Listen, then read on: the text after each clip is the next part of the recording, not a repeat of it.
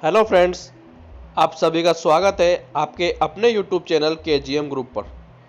दोस्तों, आज के इस वीडियो में हम बात करने वाले हैं इस्माइल प्रोजेक्ट के पेपर नंबर 6 के बारे में।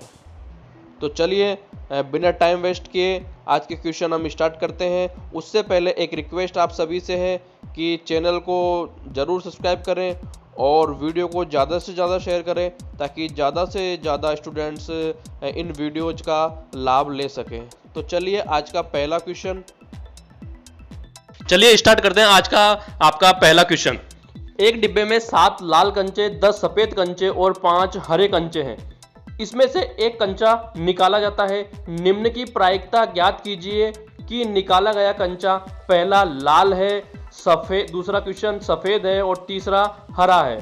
तो दोस्तों यहाँ पर हमें 3 क्वेश्चन है, इसमें 3 प्रायिकताएं हमें निकालनी है कि जो हमने कंचा निकाला वो लाल है पहला, दूसरा सफेद है या तीसरा हरा है। तो दोस्तों सबसे पहले ये प्रायिकता से संबंधित क्वेश्चन है और इसके लिए आपको प्रायिकता का जो फॉर्मूला है जो हम मैक्सिमम काम में लेते हैं वो है प्रायिकता बराबर PA बराबर अनुकूल परिणामों की संख्या बटे कुल परिणामों की संख्या। तो यहाँ पर प्रायिकता के क्वेश्चन करने के लिए आपको ये दोनों टर्म अच्छे से समझनी चाहिए कि अनुकूल परिणाम क्या होते हैं और कुल परिणाम क्या होते हैं। तो सबसे पहले हम बात करते हैं कुल परिणाम की। तो एक डिब्बे में यहाँ पर 7 लाल कंचे, 10 सफेद कंचे और 5 हरे कंचे हैं। तो कुल परिणाम हमारे पास हो चुके हैं यहाँ पर 7 + 10 + 5 बराबर 22। अर्थात एक डिब्बा है उसमें कुल 22 कंचे हमारे पास है। तो कुल परिणाम हमारे पास हो गए 22, क्योंकि कुल परिणाम से मतलब है अगर हमसे बोला जाए कि डिब्बे में से कंचे निकालिए तो आप मैक्सिमम कितने कंचे उस डिब्बे में से निकाल सकते हैं। तो आप मैक्सिमम 22 कंचे उस डिब्बे में से निकाल सकते हैं, ना कि 23 कंचे। अगर कोई आपसे बोले 23 कंचे निकालिए तो वो एक असंभव घटना है।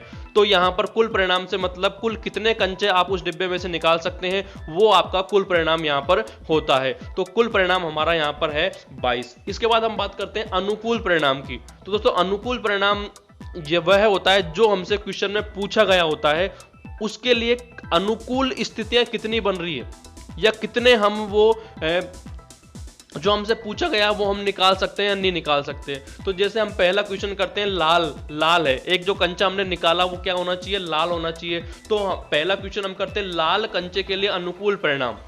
कुल परिणाम हमारे 22 थे। अब यहां पर पूछा गया कि हमने उस डिब्बे में से बिना देखे एक कंचा निकाला, तो उस कंचे के लाल होने की क्या संभावना है, लाल कंचा वो निकले उसकी कितनी प्रायिकता है। तो यहां पर लाल कंचे के लिए अनुकूल परिणाम कितने होंगे, 7। अब अनुकूल परिणाम तो कितने लाल कंचे आप उस डिब्बे में से निकाल सकते हैं, कुल 7 निकाल सकते हैं। तो यहां पर जो लाल रंग के कंचा निकलने की जो प्रायिकता हो जाएगी वो हो जाएगी हमारी PA बराबर अनुकूल परिणामों की संख्या बटे कुल परिणामों की संख्या।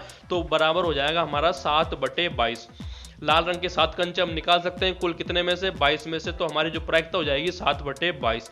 इसी तरह से दूसरा सफेद रंग जो का कंचा हो उसकी क्या प्रायिकता है। तो यहां पर आप देखेंगे सफेद रंग के कितने कंचे आप निकाल सकते हैं, वही संख्या हमारी अनुकूल परिणाम हो जाएंगे। तो सफेद जो कंचा निकालेंगे उसके लिए अनुकूल परिणाम कितने हो गए हमारे 10, क्योंकि उसमें 10 ही कंचे हम सफेद निकाल सकते हैं। अब वो जो एक निकाला है उसकी संभावना, उसकी प्रायिकता हमें यहाँ पर निकालनी है। तो यहाँ पर हमारी इसकी प्रायिकता हो जाएगी 10/22। कुल परिणाम 22, तो 10/22। अब इसको काट दिया तो 5/11। तो इसकी जो संभावना आ गई, हमारी जो प्रायिकता आ गई सफेद रंग के कंचे की, वो आ गई 5/11। इसी तरह से जो तीसरा है हरा रंग का, तो हरे रंग का कंचा होने के अनुकूल परिणाम कितने होंगे, 5 हरे रंग के कंचे, तो मैक्सिमम 5 निकाल सकते हैं। तो इसकी हमारी प्रायिकता हो जाएगी 5/22।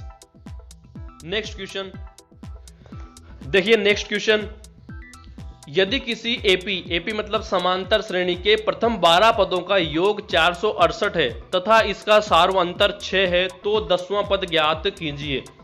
तो सबसे पहली चीज हम यहां देखेंगे कि इसमें हमें क्या दिया हुआ है और क्या हमें ज्ञात करना है।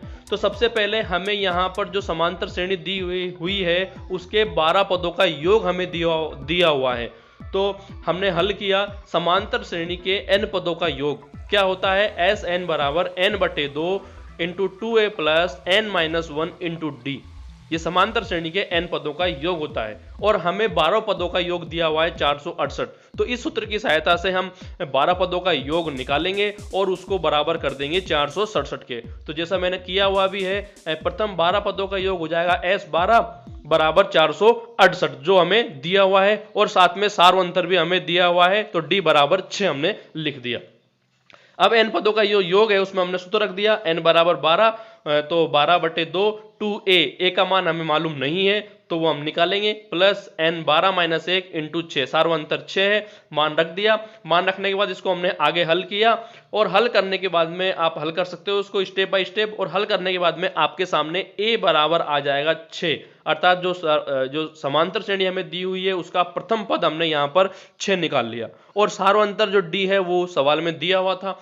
तो अब इससे हमसे पूछा गया है कि 10वां पद और ज्ञात कीजिए। तो समांतर श्रेणी के देखिए नीचे nवां पद, तो समांतर श्रेणी का nवां पद क्या होता है, tn से उसको हम रिप्रेजेंट करते हैं, और उसका सूत्र होता है tn बराबर a plus n minus 1 into D.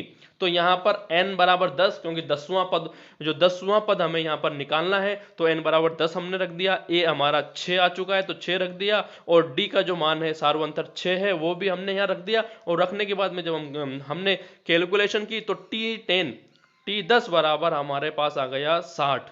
तो यही इस समांतर श्रेणी का 10वां पद होगा। तो वीडियो अच्छा लगा हो तो लाइक जरूर कीजिएगा और ज़्यादा से ज़्यादा शेयर कीजिएगा, ताकि ज़्यादा से ज़्यादा बच्चे इन वीडियोज़ का फ़ायदा ले सकें। जय हिंद, जय भारत।